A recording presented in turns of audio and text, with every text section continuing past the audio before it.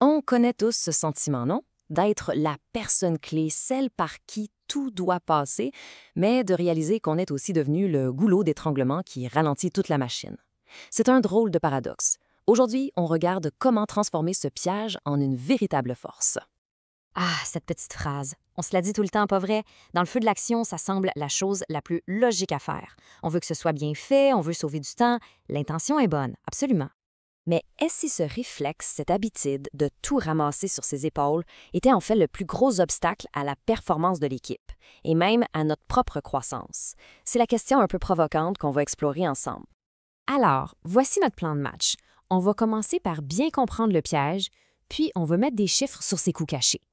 Après ça, on verra une transformation bien concrète avant de plonger dans la méthode pratique et les outils pour y arriver. Allons-y. Bon, premièrement, pourquoi c'est si difficile de déléguer, même quand on est un bon gestionnaire plein de bonnes intentions? Cette citation de Donald Fleming, elle change toute la perspective. L'idée, ce n'est pas de voir la délégation comme une perte, mais bien comme un investissement. On ne perd pas du pouvoir, on en crée à l'intérieur même de l'équipe. C'est puissant. Si on a de la difficulté à déléguer, ce n'est pas pour rien. Il y a des obstacles bien réels. On a peur que le travail soit mal fait, il y a la fameuse illusion que ça va être plus rapide si on le fait soi-même, le manque de balises claires, et au fond de tout ça, il y a un manque de confiance. Confiance en son monde, oui, mais aussi confiance dans les processus qui sont en place. Ce modèle-là, qui s'inspire de travaux du MIT, l'explique super bien. Pour que la délégation soit fluide, il faut deux choses: une grande confiance dans les gens et une grande confiance dans le processus. Si un des deux piliers est chancelant, on hésite. Et c'est normal. Maintenant, parlons des conséquences. Parce que ne pas déléguer, ce n'est pas juste un problème de gestion de temps. Ça a des coûts bien réels et mesurables pour toute l'organisation. Regardez ces chiffres. C'est quand même fou. Le quart du temps d'un gestionnaire, et ça monte à plus de 40% pour un cadre supérieur en réunion. C'est clair qu'une faible délégation, ça nourrit directement cette culture de réunion à n'en plus finir, où tout le monde attend le go de la même personne. Et l'impact sur la prise de décision, il est direct. Selon McKinsey, 6 dirigeants sur 10 ont l'impression que ce temps est carrément mal utilisé. C'est le symptôme de décisions trop centralisées, où les dossiers montent vers le haut sans que personne en bas ne se sente vraiment responsable. Et finalement, l'effet sur les équipes, il est dévastateur.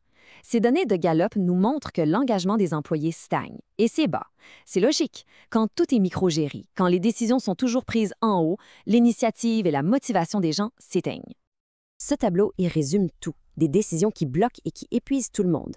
Des équipes pleines de talent, mais qui deviennent passives. Et des coûts cachés en heures et en argent gaspillés chaque semaine. Bref, la facture du « je vais le faire moi-même », elle est beaucoup, beaucoup plus salée qu'on pense. OK, assez parlé des problèmes.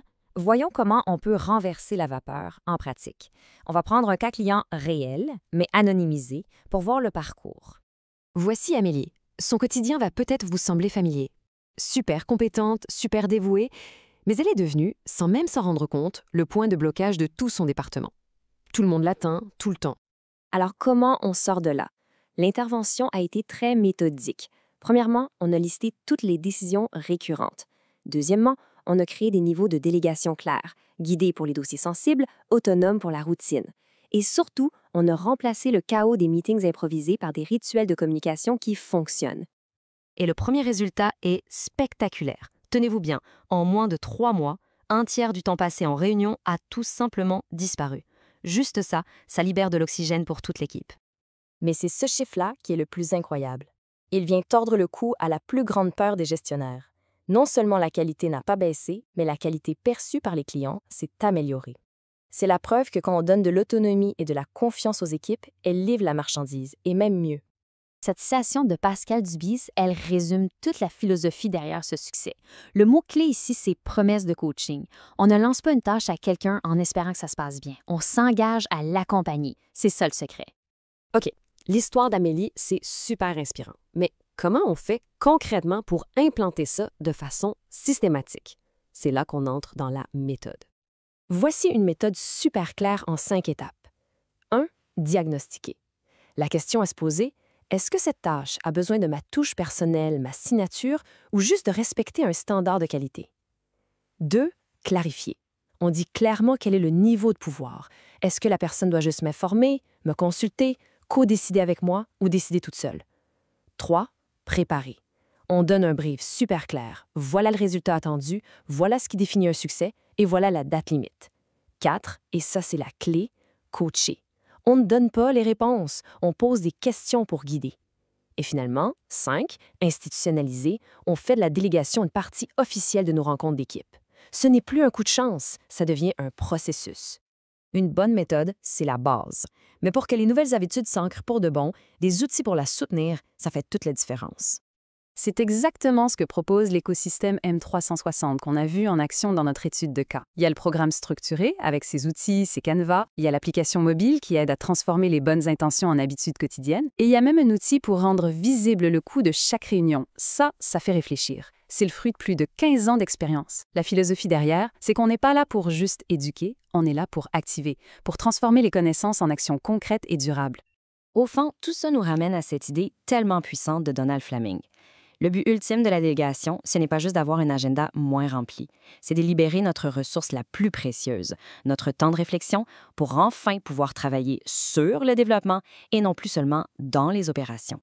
Alors, cette analyse nous mène à une dernière question, une question d'action, et elle est pour chacun de nous.